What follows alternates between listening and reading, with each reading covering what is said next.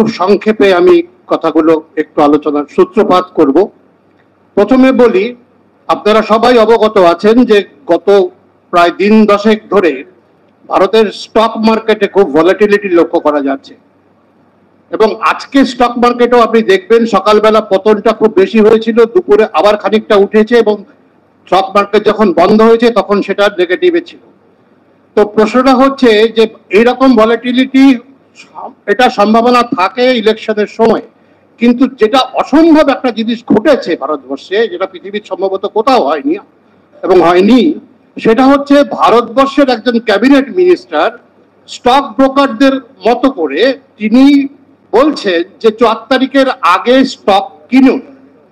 এটা insider trading বলে যে কথাটা রয়েছে, কেননা তিনি ভারতবর্ষের ক্যাবিনেট মিনিস্টার, সর্বোপরি দেশের একজন প্রভাবশালী মন্ত্রী, তিনি সারা ভারতবর্ষের সমস্ত খবর ইন্টেলিজেন্সের মারফতে জানেন, এবং তার পক্ষে আজকে বর্তমান যে ইলেকশন চলছে সে সম্বন্ধে খবরাখবর রাখা, ভবিষ্যতে কি হতে পারে সে খবরগুলো আমাদের সবার চেয়ে বেশি রাখার কথা।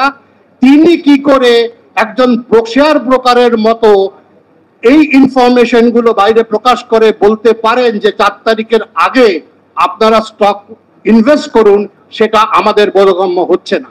এর প্রভাবে কি হতে পারে তার ছোট্ট করে আমি একটু বলি। এর প্রভাবে যেটা হতে পারে এবং যেটা হচ্ছে, যে দেখবেন যারা বড় খেলোয়াড় স্টক মার্কেটে, তারা গত কয়েকদিন ধরেই স্টক মার্কেট থেকে বেরিয়ে যাচ্ছে, কেননা তারা অ্যাবনর্মালি যে স্টক মার্কেটটা গত 1 বছর 2 বছর ধরে ফুলিয়ে ফাঁপিয়ে তোলা হয়েছিল, সেখানে তারা বুঝতে পেরেছে সেখানে সমস্যা তৈরি হতে পারে। ইলেকশনের সেকেন্ড ফেজ থেকে তারা বেরিয়ে যেতে শুরু করেছে। কিন্তু এটা অনেকটা আমাদের ছোটবেলায় ফুটো চৌবাচ্চার অঙ্কের মতো, চৌবাচ্চা ফুটো দিয়ে জল বেরিয়ে যাচ্ছে কিন্তু উপর দিয়ে জল ঢালা হচ্ছে। চৌবাচ্চার জল যদি ফুরিয়ে যায় তাহলে খেলাটা বন্ধ হয়ে যাবে। আমার নিজের ব্যক্তিগত ধারণা, গত 10 বছরে যতগুলো স্ক্যাম হয়েছে, আগামী কয়েকদিনের মধ্যে 4 তারিখের আগে পর্যন্ত ভারতবর্ষের সবচেয়ে বড় স্ক্যাম হতে যাচ্ছে এই স্টক মার্কেট ম্যানিপুলেশন। শুধু অমিত শাহ বলেননি, গতকাল মাননীয় প্রধানমন্ত্রী পর্যন্ত একই সুরে কথা বলেছেন, যেটা আমরা মনে করি একজন স্টক ব্রোকারের বলা সাজে, দেশের প্রধানমন্ত্রী বা ক্যাবিনেট মন্ত্রীর পক্ষে বলা সাজে না। এতে পরিষ্কার বোঝা যাচ্ছে যে স্টক মার্কেট যখন পড়তে থাকবে তখন কাদেরকে দিয়ে ইনভেস্ট করাবে? আপনি আমি তো ইনভেস্ট করি না, কাদেরকে দিয়ে ইনভেস্ট করাবে? ব্যাংক, এলআইসির মতো সংগঠনগুলোকে দিয়ে চাপ দিয়ে ইনভেস্ট করাবে, এবং সেটাই হচ্ছে। আপনারা যারা খবর রাখেন তাদের কাছে আমি অনুরোধ করব, তারা খোঁজ নিন যে আমাদের মিউচুয়াল ফান্ডের টাকা কিভাবে স্টক মার্কেটে গত কয়েকদিন ধরে ইনভেস্ট হচ্ছে কি হচ্ছে না। কেননা আজকে সকালে যখন স্টক পড়লো, হঠাৎ করে দুপুরে খানিকটা বাড়লো, কারা টাকা ইনফিউজ করলো, আবার বিকেলে পড়েছে। এভাবে চাপ দিয়ে আমাদের টাকা, যে টাকাগুলো আজকে ব্যাংকের মারফতে, এলআইসির মারফতে আমরা মিউচুয়াল ফান্ডে ইনভেস্ট করেছি, সেগুলো জোর করে স্টক মার্কেটকে আর্টিফিশিয়ালি ইনফ্লেট করার জন্য এই কথাগুলো বলা হচ্ছে, যেটা একজন স্টক ব্রোকাররা বলতে পারেন, কিন্তু একজন মন্ত্রী, এখন ইলেকশন চলাকালীনও তিনি কিন্তু আমাদের দেশের ক্যাবিনেট মিনিস্টার, ইলেকশন চলাকালীনও তিনি আমাদের দেশের প্রাইম মিনিস্টার, তারা বলতে পারেন না। এটা সর্বৈধ অনৈতিক এবং সেটা ইললিগাল ভারতবর্ষের সেবি আইন অনুযায়ী। এটা আপনারা একটু লক্ষ্য করুন।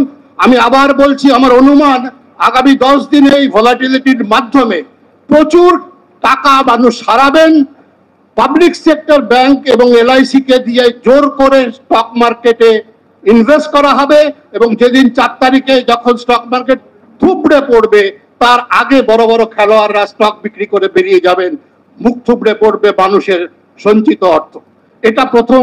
দ্বিতীয় কথাটা আমি জাস্ট ছুঁয়ে যাব, সেটা হচ্ছে যে দেশের প্রধানমন্ত্রী, যিনি একসময় নোটবন্দির সময় বলেছিলেন সমস্ত কালাধন আমি বাজেয়াপ্ত করতে যাচ্ছি, 50 দিনের মধ্যে করতে না পারলে আমাকে তোমরা ফাঁসিতে লটকাবে, তিনি যখন বলছেন ট্র্যাক করে আদানি আম্বানির টাকা কোনো একটি নির্দিষ্ট রাজনৈতিক দলের অফিসে যাচ্ছে, এটা থেকে বোঝা যায় হয় তিনি পরিষ্কার আবল তাবল বকছেন, বা তিনি জেনে শুনেও এই কালো ধনের কোনো আটকানোর বা তার সম্বন্ধে কোন রকম যেটাকে রেস্ট্রিক্ট করার কোনো পদ্ধতি তিনি বার করতে পারেননি। ইডি সিবিআই কে এই কালো ধন থেকে কি করে ভারতের রাজনীতিকে স্বচ্ছ করা যায় সেই ব্যাপারে তিনি কোনো পদক্ষেপ নেননি। এবং এতে আরো প্রমাণিত হয় 2016 সালে যে ভয়ঙ্কর পদক্ষেপ তিনি নিয়েছিলেন সেই পদক্ষেপের পরেও ভারতবর্ষে কালো টাকা অফুরন্ত রয়েছে এবং ট্রাক করে করে সেই টাকা বিভিন্ন রাজনৈতিক দলের কোষাগারে যাচ্ছে। সবচেয়ে দুর্ভাগ্যজনক হচ্ছে 10 দিন আগে তেলেঙ্গানায় বলার পরেও একই কথা তিনি গতকাল আবার বলেছেন। সেখানে তিনি আমাদের বাংলার সাংসদ অধীর রঞ্জন চৌধুরীর কোন একটি নির্বাচনী সভার বক্তব্যের প্রেক্ষিতে তিনি বলছেন অধীর বাবু নাকি বলেছেন যে কালো টাকা এরকম ট্রাকে ট্রাকে করে পেলে আমরাও আদানি আম্বানির কোনো সমালোচনা করবো না ইত্যাদি। তাই পরিষ্কার বোঝা যাচ্ছে তিনি কথাটা বলে মুখ ফসকে বলে বা যে কথাগুলো অনেকে বলছেন যে তিনি হয়তো অনুতপ্ত হয়েছেন তা নয়, তিনি তার কথা সমর্থনে গতকালকেও বক্তব্য রেখেছেন। আমি তৃতীয় শুধু একটি কথায় যাব, সেটা হচ্ছে আমরা কর্পোরেট গভর্নেন্স নিয়ে তো অনেক বড় বড় কথা বলি। কলেজ বিশ্ববিদ্যালয়ে পড়ানোর সময় আমরা corporate ethics, governance, corporate social responsibility ইত্যাদি অনেক কথা বলি।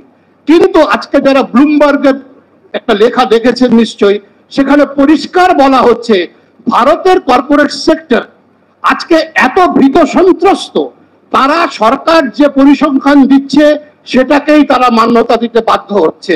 সেটা আমরা বুঝতে পারি যে পরিসংখ্যান সরকার দিচ্ছেন, তারা হয়তো আমরা বাইরে কয়েকজন চেঁচামেচি করছি সেগুলো ভুল বলে আমরা দাবি করছি এবং প্রমাণও করছি, কিন্তু কর্পোরেট দুনিয়া চুপ করে আছেন।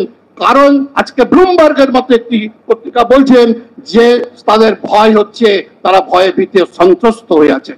তাই আজকে আপনাদের কাছে অনুরোধ, আপনারা এবার একটু খেয়াল রাখুন যে আমাদের টাকা যাতে সুরক্ষিত থাকে, আমাদের টাকা যাতে আবার নয় ছয় না হয়। প্রচুর নয় ছয় হয়েছে, ভারতের টাকা লুট হয়েছে, আবার আরেকটি বড় লুট হতে যাচ্ছে বলে আমাদের অনুমান। ধন্যবাদ।